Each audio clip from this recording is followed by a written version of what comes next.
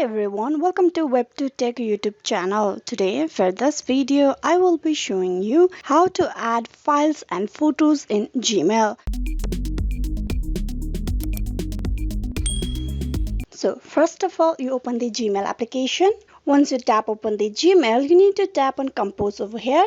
There, for the composing of the mail, you need to provide your recipient email, provide a subject, and provide the body of your mail, that is the information that you want to send to the recipient email. So while composing a mail, if you want to add files and photos, what you need to do is you need to tap on the paperclip icon on the top just beside the send icon. Tap on that. From there, you will have the option to attach file and attach any file that is in your drive. I'm going to tap on attach file first.